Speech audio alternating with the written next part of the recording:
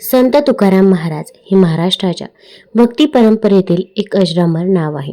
त्यांच्या अभंगामधून विठ्ठल भक्तीचा ओघ वाहतो आणि सामाजिक सुधारणांचा संदेश मिळतो. दरवर्षी फाल्गुन कृष्ण तृतीयेला साजरा होणारा तुकाराम बीज हा दिवस त्यांच्या सदेह वैकुंठ गमनाची स्मृती जागवतो. 2026 मध्ये हा दिवस 5 मार्च रोजी आला आहे. आपण संत तुकाराम महाराजांचे जीवन चरित्र, तुकाराम बीजाचे महत्त्व, तसेच या दिवशी देहू येथे कोणता चमत्कार घडतो याबद्दलची माहिती जाणून घेणार आहोत. त्यामुळे व्हिडिओ स्किप न करता शेवटपर्यंत जरूर बघा. चॅनलवरती नवीन असाल तर चॅनल लाईक करा आणि सबस्क्राईब देखील करा. तसेच कमेंटमध्ये रामकृष्ण हरी लिहायला विसरू नका. तसेच व्हिडिओ जर आवडला तर आपल्या मित्रपरिवारासोबत जरूर शेअर करा. संत तुकाराम महाराजांचा जन्म पुणे जिल्ह्यातील देहू गावात इसवी सन 1598 किंवा 1608 मध्ये झाला. त्यांचे पूर्ण नाव तुकाराम बोल्लोबा आंबेले होते. त्यांचे वडील बोल्लोबा आणि आई कनकाई हे विठ्ठल भक्त होते. त्यांचे पूर्वज विश्वंभर बाबा हे पंढरपूरचे यात्रा करणारे एकनिष्ठ भक्त होते. तुकाराम महाराजांचे कुटुंब देहू गावातील प्रतिष्ठित सावकार होते, ज्यांना कर वसुलीचा अधिकारही होता. तुकाराम महाराजांच्या जीवनात अनेक दुःख आले. वयाच्या 18व्या वर्षी आई वडिलांचा मृत्यू झाला. त्याच वेळी त्यांच्या पत्नीचा देखील दुष्काळामध्ये मृत्यू झाला. दुसरा विवाह जिजाबाई आवली यांच्याशी झाला. पण संत तुकाराम महाराज हे प्रपंचापासून विरक्त होते. ते देहू जवळच्या भंडारा पर्वतावर जाऊन विठ्ठल नामस्मरणात रमू लागले. स्वप्नात बाबा चैतन्य नावाच्या संताने त्यांना रामकृष्ण हरी मंत्राची दीक्षा दिली. त्यानंतर तुकाराम महाराजांनी 17 वर्षे जगाला भक्तीचा उपदेश दिला. ते वारकरी संप्रदायाचे प्रमुख संत झाले. त्यांनी सुमारे 4500 अभंग रचले, जे तुकाराम गाथा या नावाने संग्रहित आहे. त्यांच्या अभंगामध्ये भक्ती, समता, दया आणि सामाजिक सुधारणांचा आग्रह दिसतो. ते म्हणतात, अभंग म्हणजे विठोबाचं गाणं, भक्तीचे ते अमृताचं पाठ. तुकाराम महाराजांनी जातीभेद, धार्मिक दांभिकता आणि सामाजिक अन्यायावर टीका केली. त्यांचा विरोध झाला, पण निंदकही त्यांचे नंतर भक्त झाले. ते छत्रपती शिवाजी महाराजांनाही भेटले असल्याच्या दंतकथा आहेत. त्यांचा मृत्यू इसवी सन 1649 किंवा 1650 मध्ये झाला, जेव्हा ते कीर्तन करताना सदेह वैकुंठाला गेले असा विश्वास आहे. तुकाराम बीज हा संत तुकाराम महाराजांच्या पुण्यतिथीचा दिवस आहे. फाल्गुन कृष्ण द्वितीयेला साजरा होतो. या दिवशी तुकाराम महाराजांनी आपल्या शेवटच्या कीर्तनात विठ्ठल नाम घेत सदेह वैकुंठ गमन केले अशी श्रद्धा आहे. बीज म्हणजे द्वितीया तिथी. हा दिवस भक्तांसाठी आध्यात्मिक मुक्तीचं प्रतीक आहे. वैकुंठ गमन म्हणजे देहासह विष्णूच्या लोकात जाणे, जे भक्तीच्या शक्तीचं प्रतीक आहे. तुकाराम बीज भक्तांसाठी एक प्रेरणादायी दिवस आहे. हा दिवस भक्तीच्या सामर्थ्याची आठवण करून देतो. तुकाराम महाराजांच्या अभंगाद्वारे विठ्ठल नामस्मरण करून भक्त मुक्ती मिळवू शकतात. तुकाराम महाराजांनी समता आणि दयेचा संदेश दिला. हा दिवस जातीभेद दूर करून सर्वांना एकत्र आणतो. वारकरी परंपरेत हा दिवस कीर्तन आदी अभंग गायनाचा आहे. महात्मा गांधींनीही तुकाराम महाराजांच्या अभंगाचे अनुवाद केले होते. देहूतील नांदुरकी वृक्ष या दिवशी हलतो असा विश्वास आहे, जो तुकाराम महाराजांचे प्रतीक आहे. संत तुकाराम बीज हा केवळ एक दिवस नाही, तर भक्तीच्या मार्गावर चालण्याची प्रेरणा आहे. 2026 मध्ये 5 मार्चला हा दिवस साजरा करताना तुकाराम महाराजांच्या शिकवणींना जीवनात उतरवा. विठ्ठल नामस्मरणात रमून जाऊन समता आणि दयेचा संदेश पसरवा. तुका म्हणे विठोबा विठोबा असा जप करत या पवित्र दिवसाचा लाभ घ्या. संत तुकाराम महाराज संसाराचा गाडा हा व्यवस्थितरित्या चालवत होते, पण त्याच वेळी एक अघटित घटना घडली. तर त्यावेळी देहूच्या परिसरामध्ये फार मोठा दुष्काळ पडला. इतका मोठा दुष्काळ होता की विहिरींना पाणी सुद्धा राहिलं नव्हतं. विहिरी, तलाव सर्व काही कोरडं झालं होतं. अगदी जनावरांना खायला चारा सुद्धा नव्हता. जे काही डोंगरं होते त्यांच्यावरती झाडांना अगदी पानं सुद्धा राहिली नव्हती. सर्व पाने, झाडे वाळून गेली होती. असा पूर्णपणे दुष्काळ पडला होता. भुकेने, तहानेने जनावरं मरू लागली होती. लोकांना सुद्धा खायला नव्हतं. आणि त्यावेळी संत तुकाराम महाराजांनी आपलं स्वतःचं धान्याचं कोठार खाली करून दिलं आणि लोकांना वाटलं. कारण की त्यांच्या मनामध्ये भक्ती होती, दया होती आणि ते फक्त संतच करू शकतात. एवढा दुष्काळ होता की त्यावेळी संत तुकाराम महाराजांनी गावातल्या ज्या लोकांच्या जमिनी होत्या, ज्या गहाण होत्या, त्या त्यांच्या वडिलांकडे होत्या. कारण की त्यांचे वडील सावकार असल्यामुळे भरपूर लोकांच्या जमिनी संत तुकाराम महाराजांकडे गहाण होत्या. तर त्या ज्या काही गहाण जमिनी आहे त्या सुद्धा त्यांनी त्या लोकांना देऊन टाकल्या. सगळी खतं ही लोकांना वाटून टाकली. त्यांनी मागचा पुढचा विचार न करता सगळी धन दौलत देखील वाटून टाकली. आणि त्यांच्या मनामध्ये एक विचार आला की खरंच एवढा दुष्काळ पडलाय, एवढा भीषण दुष्काळ आहे, खरंच मग देव आहे का? आणि देव जर असेल तर एवढा दुष्काळ का पडतो? त्यांना मरणारी माणसं दिसत नाही का? किंवा जी काही जनावरं उपासमारीने तरफडताय तर ती भगवंताला दिसत नाही का? असा प्रश्न संत तुकाराम महाराजांना पडला. आणि त्या प्रश्नांचं उत्तर शोधण्यासाठी संत तुकाराम महाराजांनी आपलं घर सोडलं. सगळं जमीन, पैसा, संपत्ती सगळी काही त्यांनी वाटून टाकली होती. फक्त राहण्यापुरतं जे काही घर होतं तर तेवढं घरच त्यांच्याकडे राहिलं होतं. जवळच भंडारा डोंगर होता. या भंडारा डोंगरावरती संत तुकाराम महाराज हे निघून गेले. तिथे झाडाखाली बसले आणि भगवंताचं नामस्मरण त्या ठिकाणी चालू होतं. प्रत्येक क्षण भगवंताने निर्माण केला आहे आणि प्रत्येक क्षणावरती भगवंताचं नामस्मरण चालू झालं. जय जय रामकृष्ण हरी, जय जय रामकृष्ण हरी असं देवाचं स्मरण चालू झालं. पंढरीच्या पांडुरंगाचं नामस्मरण चालू झालं होतं. त्यांनी अगदी अन्न पाणी काही घेतलं नाही.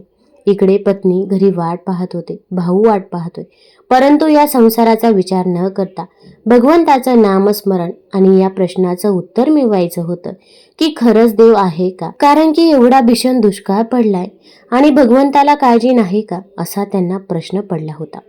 देवालाही काळजी वाटली पाहिजे असं त्यांना वाटत होतं.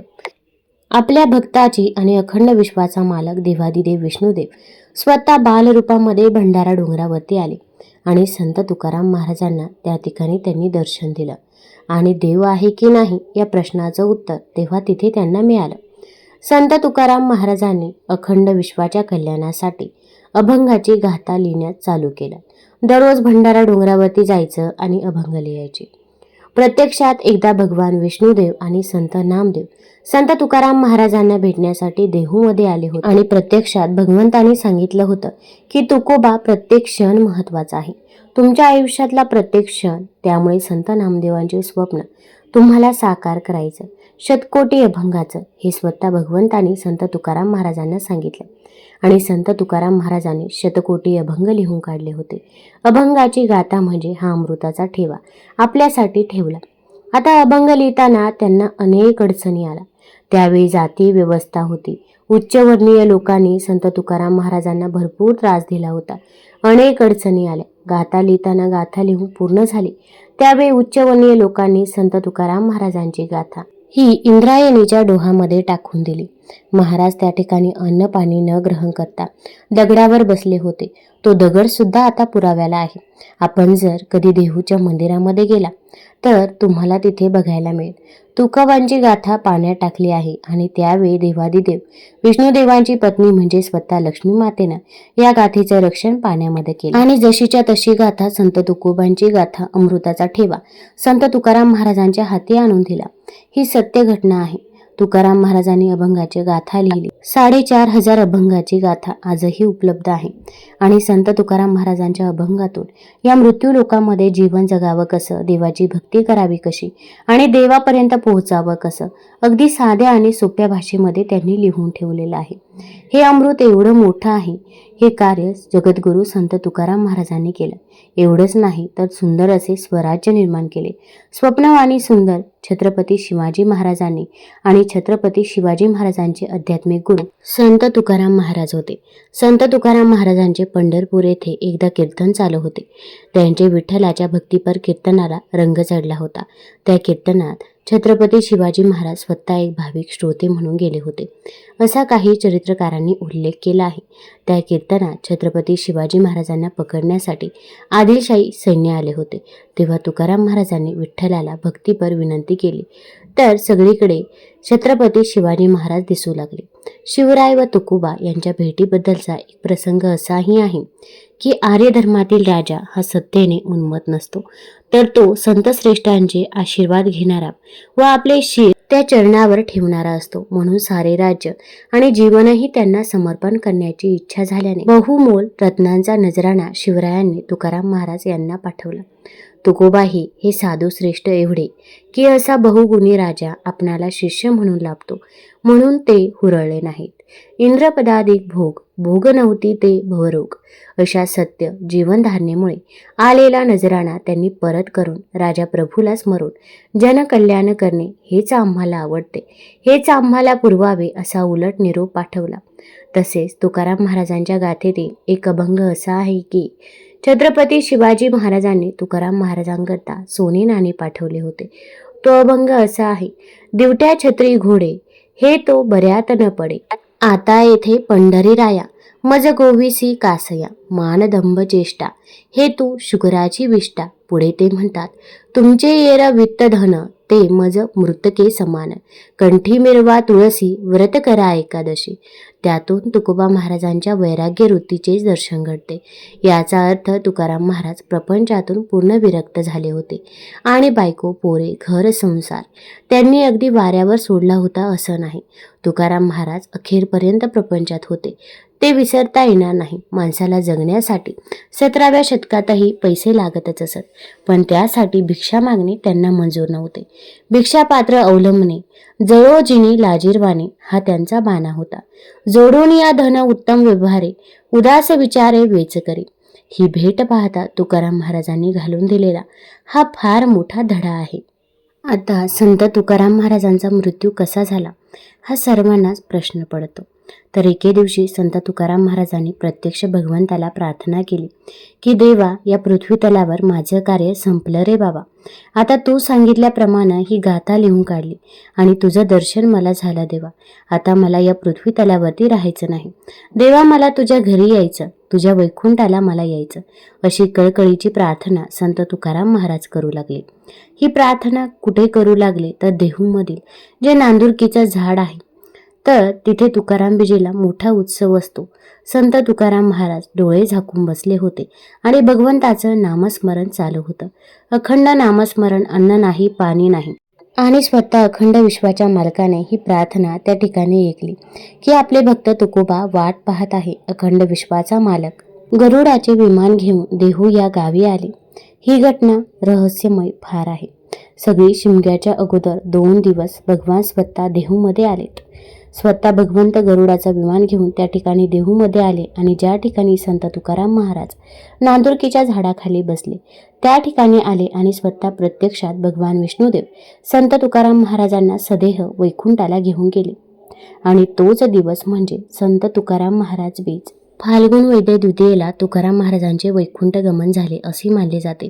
या निमित्ताने पुण्याजवळील देहू गावात मोठा उत्सव साजरा केला जातो. पंढरपूरचा विठ्ठल हे तुकाराम महाराजांचे आराध्य दैवत आहे. देहूला आजही वैकुंठ गमन झालेल्या स्थानी एक चमत्कार पाहायला मिळतो. तो म्हणजे ज्या ठिकाणाहून तुकाराम महाराजांनी वैकुंठ गमन केले त्या ठिकाणचा वृक्ष आजही तुकाराम बीजेला 12:02 म्हणजे ज्यावेळी संत तुकाराम महाराजांनी वैकुंठाला गेले त्यावेळी प्रत्यक्ष हलतो. याची अनुभूती घेण्यासाठी अनेक वारकरी दरवर्षी देहूला गर्दी करतात. तुकारामांना वारकरी संप्रदाय जगद्गुरू म्हणून ओळखतात. देहूच नाही तर महाराष्ट्रात मोठ्या उत्साहाने तुकाराम बीज साजरी केली जाते. ज्ञानदेवे रचिला पाया तुका झालासे कळस. वारकरी संप्रदायाचा कळस झालेल्या संत तुकाराम महाराजांची बीज आज आहे. ज्या तुकाराम महाराजांनी विश्वाला वारकरी संप्रदायाचा पाठ दिला, अध्यात्माची शिकवण देऊन भक्ती मार्गाला लावले, अशा तुकाराम महाराजांचा वृक्ष हलतो. संत तुकाराम महाराजांनी त्यांच्या अभंगातून अध्यात्माची शिकवण वारकरी संप्रदायाला दिली आहे. संत तुकाराम महाराजांनी आपल्या अभंगातून बुवाबाजी नष्ट करण्याचा आणि खऱ्या भक्ती मार्गाचे प्रसार करण्याचे काम केले. त्यांचे अध्यात्म अतिशय परखड होते. संत तुकाराम महाराजांनी संपूर्ण विश्वाला जपमंत्र म्हणजे जय जय रामकृष्ण हरी दिला. नांदुरकी वृक्षाला अनन्यसाधारण महत्त्व आहे. श्रीरामाने शरयू नदीत देह समर्पित केला, तर श्रीकृष्णाने पाद्याचा बाण लागल्यानंतर तोही सदेह अनंतात विलीन झाला. सदेह वातावरणात म्हणजेच पंचमहाभूतांत गेलेले हे दोन्ही अवतार होते.